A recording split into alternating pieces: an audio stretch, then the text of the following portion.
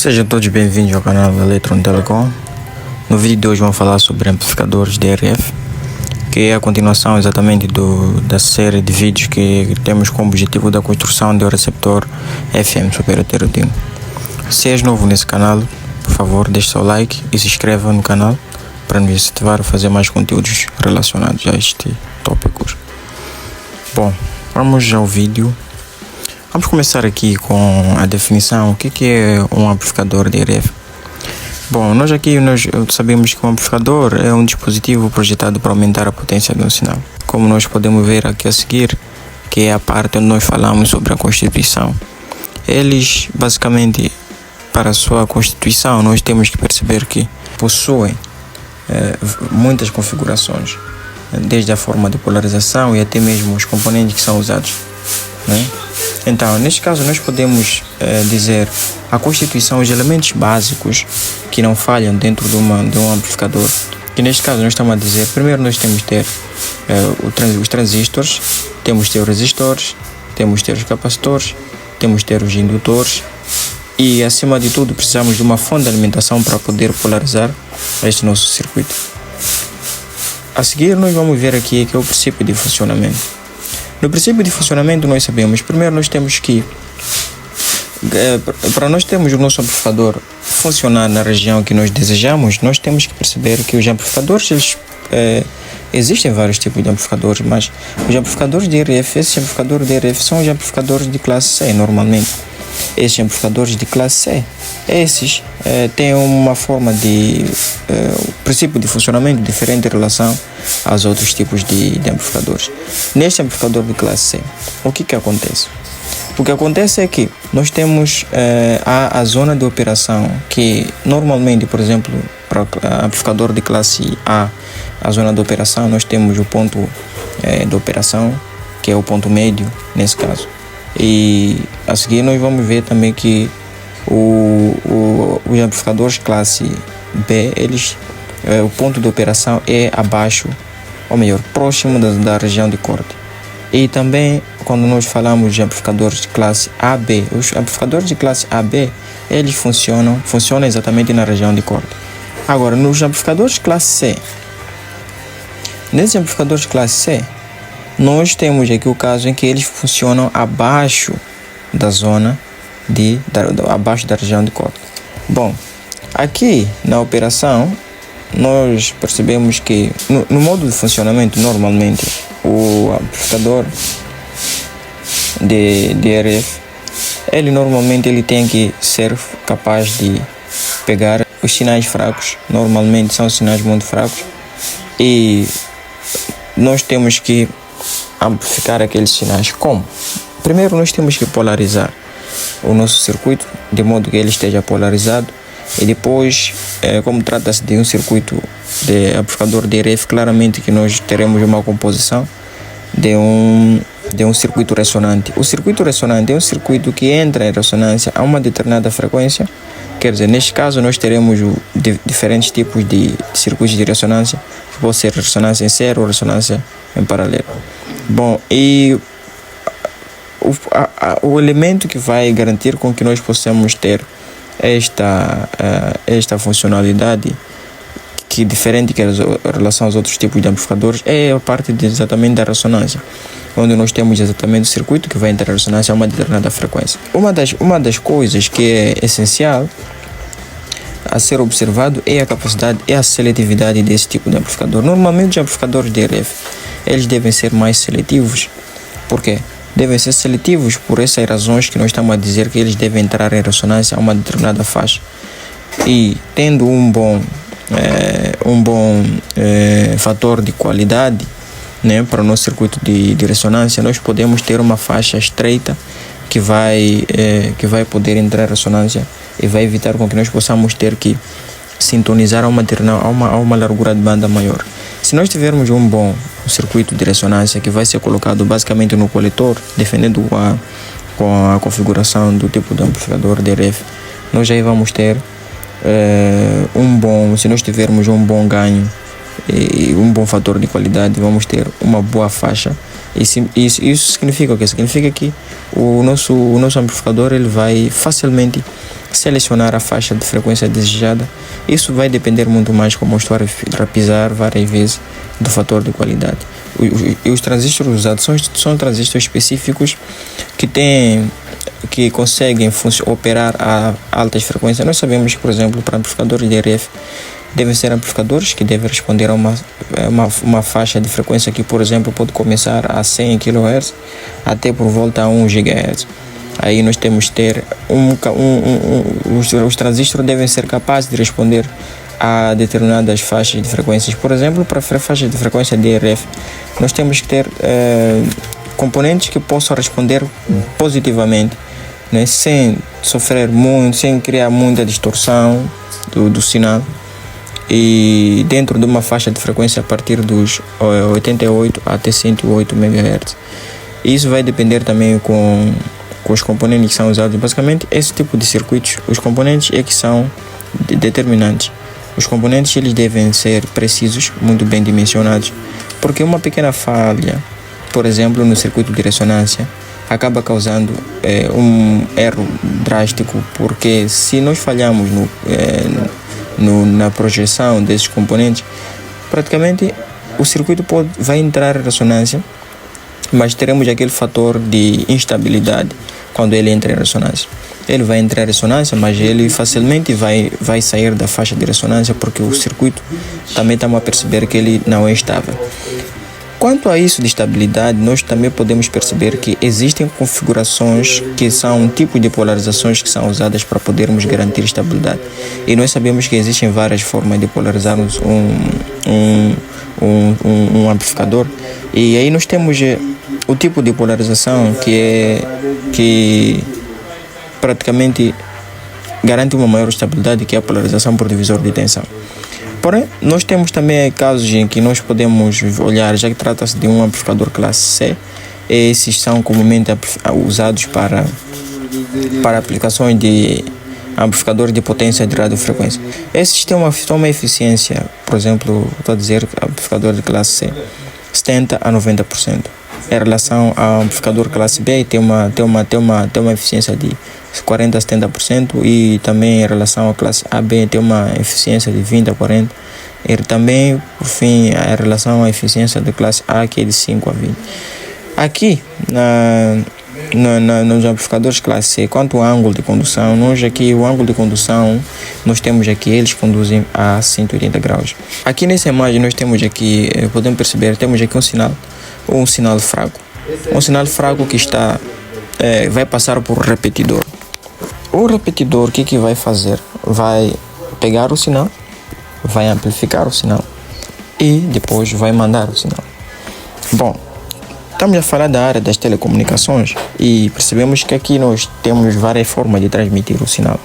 E vai depender, por exemplo, se o sinal será transmitido por fibra ópticas ou vai ser através das ondas eletromagnéticas, que estamos a falar aí das ondas de rádio.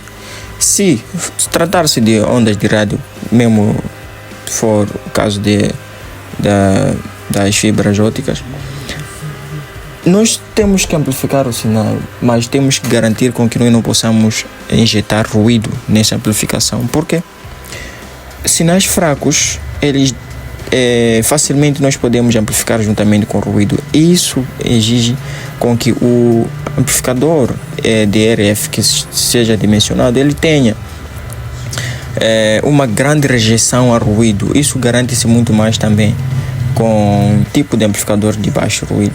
Esses amplificadores aqui, vamos olhar para um tipo de amplificador que são amplificadores de baixo ruído.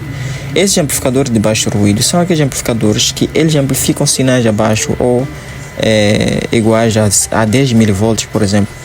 E esses amplificadores devem ser capazes de amplificar esses sinais fracos, por exemplo, 10 mV, né? A um sinal, a uma amplitude determinada com base no dimensionamento, que claramente vai ser condicionada com o valor da tensão de polarização. Nós, quando amplificamos este sinal, nós temos que ser capazes o circuito tem que ser capaz de negligenciar o ruído para garantir com que o sinal possa ser amplificado sem a injeção de ruído. A seguir nós temos aqui algumas vantagens e aqui nós podemos começar a mencionar alguns pontos, que é maior ganho em sensibilidade. Primeira vantagem, maior ganho em sensibilidade. Por quê? Os amplificadores DRF, eles melhoram, não é? Eles melhoram significativamente a intensidade dos sinais fracos. Então, nesse caso, eles vão aumentar a sensibilidade dos receptores, que vai permitir com que esses sejam capazes de captarem sinais de difícil detecção para que possam ser amplificadas. Isso também para poder melhorar a qualidade de recepção.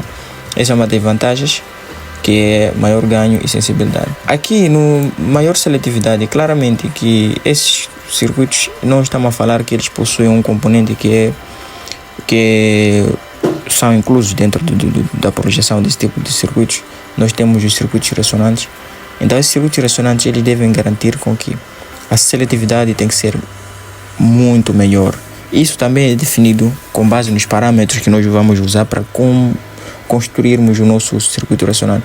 Na construção do circuito ressonante, juntamente com a parte que vai compor que no todo vai compor um amplificador, exigem vários requisitos, mas um ponto que posso mencionar aqui, que é um requisito que tem que ser respeitado e levado em consideração, é o fator de qualidade. O fator de qualidade, ele garante com que a banda de seletividade seja estreita. Sendo uma faixa estreita, significa que nós facilmente podemos melhorar a nossa seletividade e alcançarmos as frequências que nós desejamos com muita rapidez e facilidade. Aqui no aumento da amplitude do sinal, claramente que os amplificadores, eles vão pegar sinais fracos e eles vão amplificar para uma determinada amplitude, e eles mantêm ao mesmo tempo uma boa relação de sinal de ruído, porque a rejeição de ruído é um dos fatores que determina a qualidade do amplificador DRF. Se ele é capaz de amplificar e ao mesmo tempo manter uma boa relação do sinal de ruído, de modo que esse sinal não possa influenciar drasticamente na recepção desse tipo, na recepção dos sinais. Aqui na alta linearidade é um pouco discutível, porque a linearidade, basicamente, ela trata-se praticamente de um funcionamento numa região onde o sinal de entrada, ele tem que ser, ou melhor, onde o sinal de saída tem que ser uma cópia do sinal de entrada. Na prática, percebe-se que não se consegue alcançar facilmente este requisito, mas na teoria nós estamos a dizer que eles garantem uma alta linearidade. Aqui, em algumas desvantagens, claramente que vamos mencionar algumas desvantagens, nós diríamos, ou alguns desafios que devem ser levados para podermos melhorar a eficiência dos amplificadores DRF. Como nós podemos mencionar agora, que nós estamos a falar de consumo elevado de energia. Esse tipo de amplificadores, eles consomem muita energia. Esta é uma das características que condiciona um dos aspectos que vamos mencionar a seguir: tamanho e peso. Se ele consome muita energia, significa que nós teremos que colocar dissipadores ali, por exemplo. Esses dissipadores devem ser dimensionados conforme o tipo de tamanho e o sinal, a potência que nós temos, que nós desejamos, porque no final do dia nós percebemos que o grande desafio o grande objetivo é ter uma boa relação de potência de entrada, a potência de saída e a potência de entrada. Não é? Tudo gira em torno disso. E dentro disso nós vamos encontrar grandes variáveis que são os parâmetros que nós temos que seguir para nós podermos ter esse sinal de saída, o resultado desejado, sem aumentar, né, o ruído, de modo que possa interferir nas comunicações e na transmissão do próprio sinal, posso assim dizer. Aqui no custo elevado é por causa dos componentes que são usados para a construção desse tipo de circuitos. Normalmente são circuitos que precisam de componentes altamente precisos e que claramente são componentes caros, né? E por essa razão estamos a dizer custo elevado. Normalmente, quando faz-se a reciclagem de alguns componentes para poder produzir esse tipo de circuito, o fator que vai condicionar a falta de qualidade do próprio amplificador é por causa disso, a precisão dos próprios componentes, né? A qualidade também dos próprios componentes, quanto tempo esses componentes estão sem ser usados, coisa do gênero.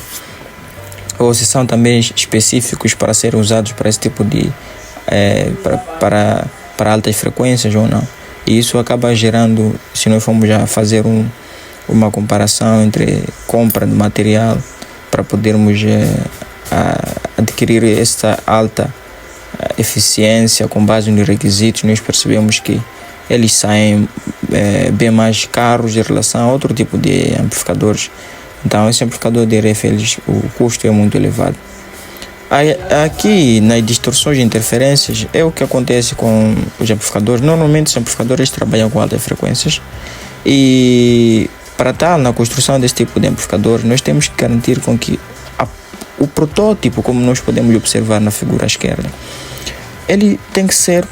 o protótipo tem que ser dimensionado e construído olhando para essa questão das interferências eletromagnéticas e também olhando na questão da relação sinal-ruído, para que se possa garantir que o intervalo de distorção, ou melhor, a percentagem de distorção esteja dentro de uma margem determinada e considerada satisfatória para a projeção desse tipo de amplificador de RF.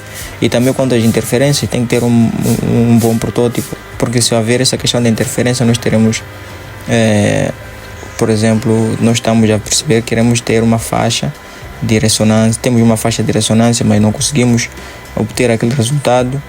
Por quê? Porque há muitos fatores que estão a influenciar, por exemplo, algumas frequências vizinhas que acabam criando esse ponto, fazendo com que os amplificadores eles possam sofrer maior interferência. Esses amplificadores trabalham com altas frequências e claramente eles facilmente podem sofrer interferências se o protótipo não ser bem construído. Aqui nós podemos ver algumas aplicações. Nós estamos a ver aqui essas nossas imagens que nos mostram as aplicações desses amplificadores de RF. Primeiro nós temos aqui a comunicação sem fio. Na comunicação sem fio podemos olhar, por exemplo, para os roteadores, nossos celulares, né, as torres de antenas, né, que nós temos aqui a comunicação, por exemplo, numa torre nós temos que emitir um sinal para que seja alcançado dentro de uma outra torre de antena e praticamente nós percebemos que na transmissão do sinal, idealmente o sinal mantém constante a sua amplitude, mas na prática nós percebemos que a amplitude do sinal ele acaba caindo, ok? E para tal nós precisamos de um amplificador de RF para poder elevar a amplitude a um valor inicial daquele que foi transmitido e continuar a transmitir o sinal. E aqui nós podemos olhar para a questão da amplificação sem fio, melhor nas comunicações sem fio. O sistema de radar eles são usados para aumentar a potência dos sinais transmitidos, permitindo a direção e o rastreamento de objetos em distâncias consideráveis. Estamos a falar do radar. O radar ele vai ter que detectar a um determinado perímetro ou um objeto e para tal ele vai emitir o sinal. Aquele sinal que ele vai emitir ele tem que ser amplificado, ok? E para termos este efeito nós temos que usar amplificadores de RF para podermos termos esse efeito. Aqui também sistema de navegação. No sistema de navegação também são usados, por exemplo, tecnologias como o GPRS. Os amplificadores de RF eles amplificam os sinais fracos recebidos de satélites, que claramente vão melhorar a precisão de localização.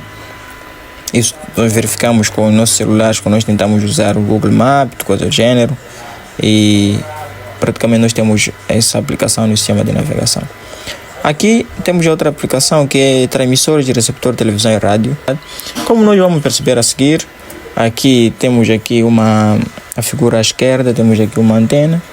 Claramente, dessas antenas nós precisamos ter repetidores nessas antenas para que possam captar, depois de captarem os sinais, eles precisam aumentar a amplitude desse sinal para depois serem transmitidos.